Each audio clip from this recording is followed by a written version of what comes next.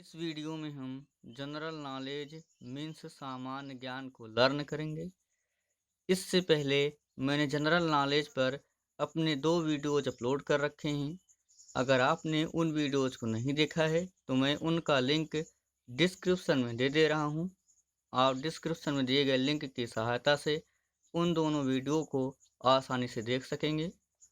आज के इस वीडियो में हम भारत के राष्ट्रीय चिन्हों के बारे में पढ़ेंगे। तो सबसे पहला हम राष्ट्रीय ध्वज पे आते हैं।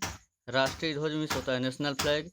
सभी राष्ट्रों का अपना एक नेशनल फ्लैग होता है। उसी तरीके से भारत का भी अपना एक नेशनल फ्लैग है। तो भारत का राष्ट्रीय ध्वज तिरंगा है।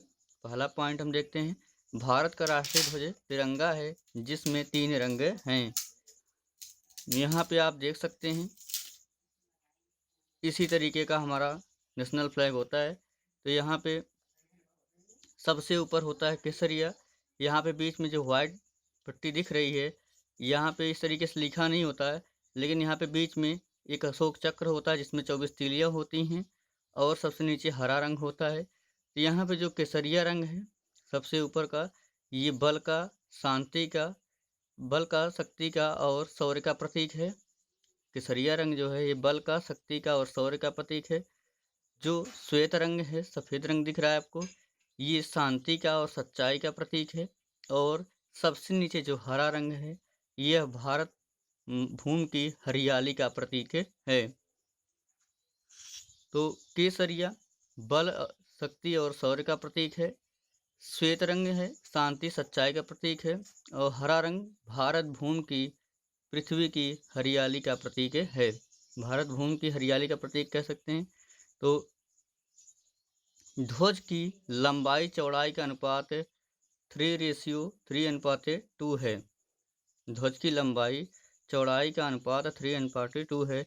यह कई बार प्रतियोगी परीक्षाओं में पूछा जा चुका है, जैसे कि यूपीपीसीएस, एसएससी, यूपीपी आदि में कई बार पूछा जा चुका है। और यह निश्चित रूप से राष्ट्रीय चिन्हों के बारे में कुछ न कुछ क्वेश्चन जरूर एग्जाम में पूछे जाते हैं।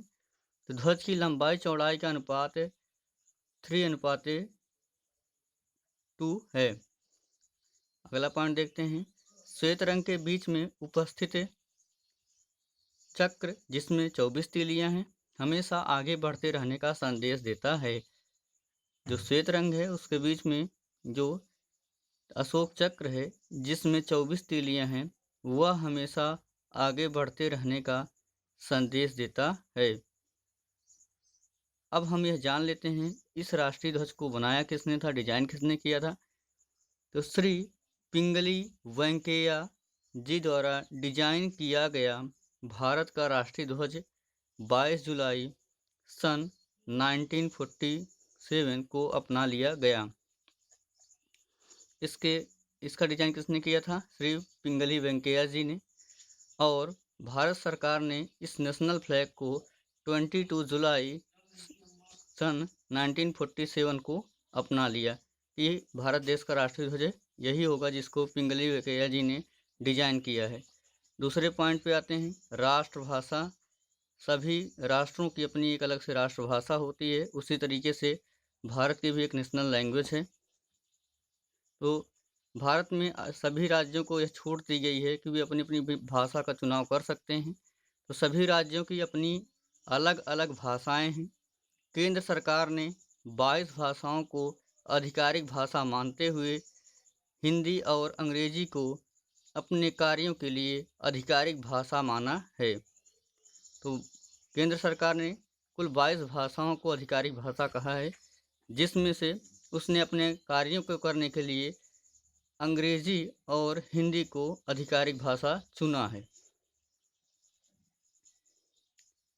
राष्ट्रीय पक्षी के बारे में जान लेते हैं, नेशनल बर्ड।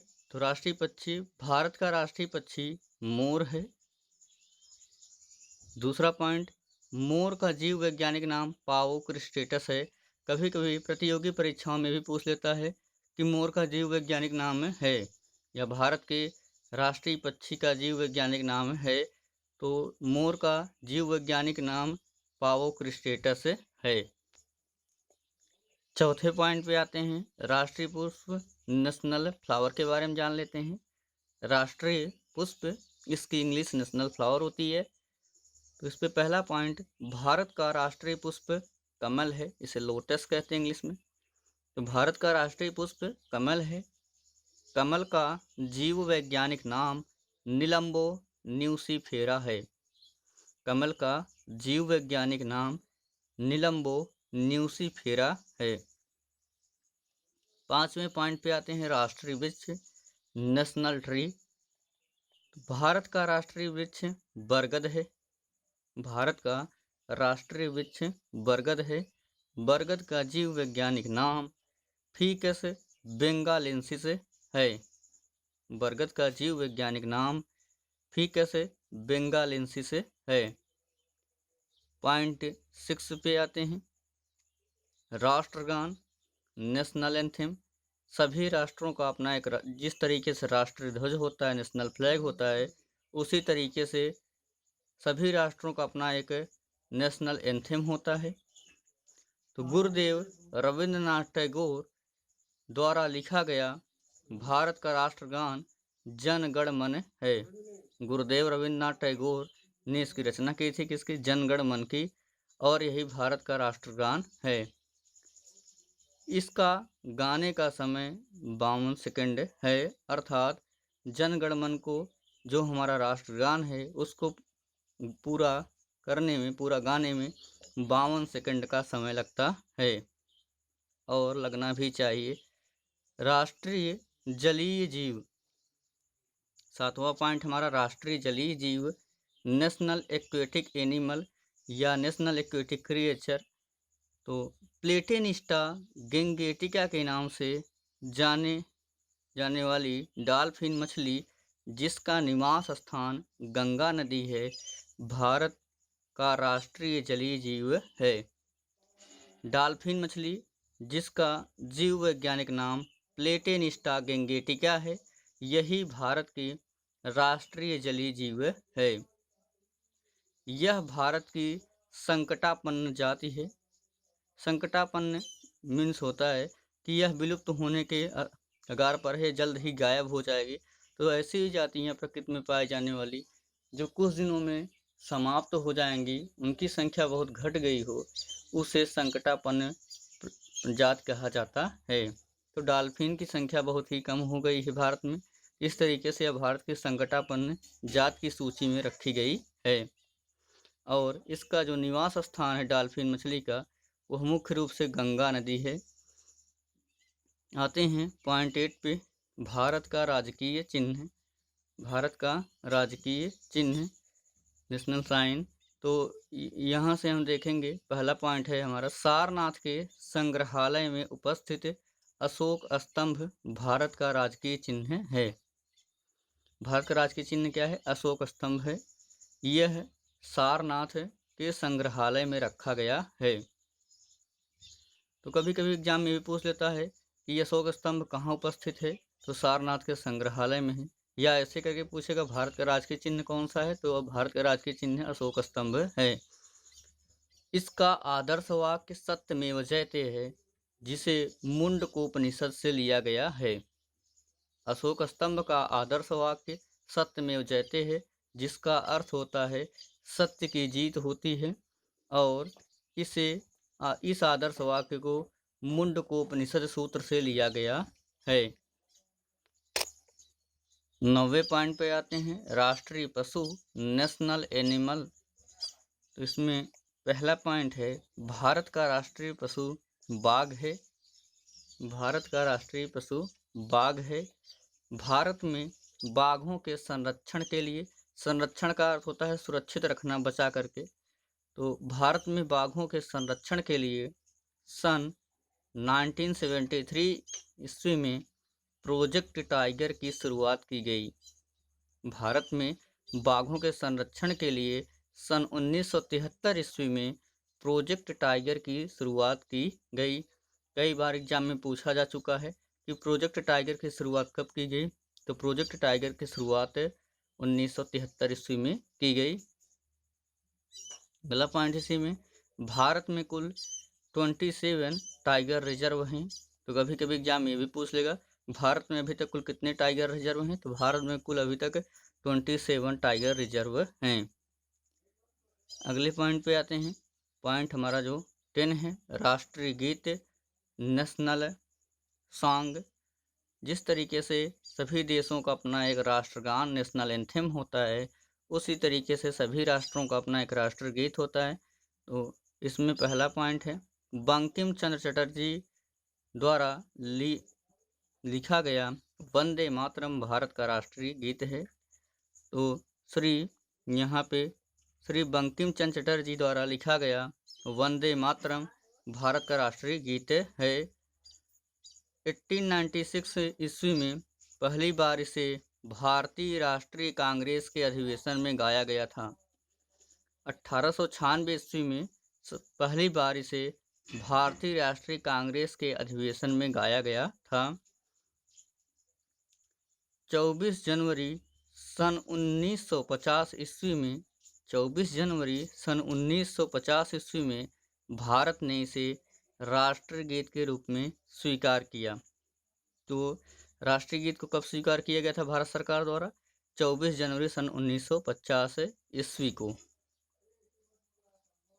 आते हैं हम अपने पॉइंट 11 पे। राष्ट्रीय फल, नेशनल फ्रूट। भारत का राष्ट्रीय फल फलों का राजा आम है। फलों का राजा आम को कहा जाता है। तो भारत का राष्ट्रीय फल फलों का राजा आम है। आम का जीव वैज्ञानिक नाम मैंजीफेरा इंडिका है। आम का जीव वैज्ञानिक नाम मैंजीफेरा इंडिका है। भारत का राष्ट्रीय फल फलों का राजा आम है और इस आम का जीव वैज्ञानिक नाम मैंजीफेरा इंडिका है। राष्ट्रीय खेल, भारत का नेशनल गेम क्या है? तो भारत का राष्ट्रीय खेल हॉकी है। भारत का राष्ट्रीय खेल हॉकी है। मेजर ध्यानचंद को हॉकी का जादूगर कहा जाता है। कई बार एग्जाम में पूछा जा चुका है और आगे पूछा भी जाएगा कि हॉकी का जादूगर किसे जाना जाता है?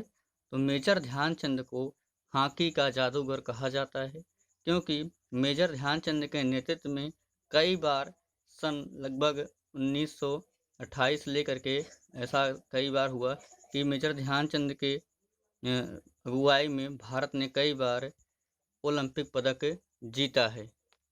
बस आपको यही जानना है कि हॉकी के जादूगर कौन है, बस यही आप ध्यान रखिएगा। तो मेजर ध्यानचंद जी हॉकी के जादूगर के नाम से जाने जाते हैं। भारत ने कई बार इनके नेतृत्व में ओलंपिक पदक जीते हैं हॉकी के क्षेत्र में। अब हम यह सीखेंगे कि एग्जाम में किस तरीके से प्रश्न पूछे जाते हैं। एग्जाम में मल्टीपल चॉइस क्वेश्चंस आते हैं, बहुविकल्पी प्रश्न। एक प्रश्न दिया गया होगा, उसके 4 या 5 विकल्प होंगे, जिसमें से केवल एक विकल्प सही होगा। उसी विकल्प का आपको चुनाव करना होता है। तो सही विकल्प चुनिए, चूज द करेक्ट ऑप्शन। पहला हमारा क्वेश्चन है, भारत के राष्ट्रीय ध्वज की लंबाई चौड़ाई का अनुपात है। भारत के राष्ट्रीय ध्वज की लंबाई चौड़ाई का अनुपात है। पहला ऑप्शन है ए 2:3, ऑप्शन बी है 5:8, ऑप्शन सी है 3:2 और ऑप्शन डी है 3:1। तो यहाँ से ध्यान दीजिएगा, जो भारत के राष्ट्रीय ध्वज की लंबाई और चौड़ाई है उसका अनुपात है 3:2। ऐसा एग्जाम में दे देता है, थोड़ा सा इसको क्या, यहाँ 3:2 है, यहाँ क्या कर दिया 2:3। तो जल्दबाजी में आप 2:3 ऐसा न क्लिक कीजिएगा। पहली बार प्रश्न को आप ध्यान से पढ़िए, इसके बाद तब आप क्लिक कीजिए। कभी कभी आते हुए क्वेश्चन भी जो है गलत हो जाते हैं और यहाँ पे 3:1 भी दे दिया गया है। तो जल्दबाजी में करते हुए अगर आप इसको टिक कर देंगे तो आपका आंसर गलत हो सकता है। तो ध्यान दे करके 3:2 होती है किसकी, राष्ट्रीय ध्वज की लंबाई और चौड़ाई का अनुपात। भारत का राष्ट्रीय वृक्ष है, तो भारत का राष्ट्रीय वृक्ष यहाँ पे ऑप्शन ए है आम, ऑप्शन बी अशोक, ऑप्शन सी महुआ और ऑप्शन डी बरगद। तो आम ये तो भारत का राष्ट्रीय फल है। ऑप्शन बी है हमारा अशोक, तो ये होगा नहीं। ऑप्शन सी महुआ, ये भी नहीं है। तो ऑप्शन डी हमारा क्या है, बरगद है, और यही बरगद ही भारत का राष्ट्रीय वृक्ष है, इसलिए ऑप्शन डी हमारा सही होगा। क्वेश्चन 3 पे आते हैं। भारत का राष्ट्रीय जलीय जीव है। वो भारत का राष्ट्रीय जलीय जीव ऑप्शन ए घड़ियाल, ये भी जीव पानी में ही रहता है, गंगा जी में ही रहता है। और ऑप्शन बी यहाँ पे है शार्क, ये मछलियों का राजा माना जाता है। ऑप्शन सी व्हेल, व्हेल मछली सबसे बड़ी मछली होती है। और ऑप्शन डी डॉल्फिन, तो यही हमारा डॉल्फिन ही सही है। ये डॉल्फिन मछली गंगा नदी में पाई जाती है और ये भारत की संकटापन्न जाति भी है, मैंने भी आपको बता रखा है।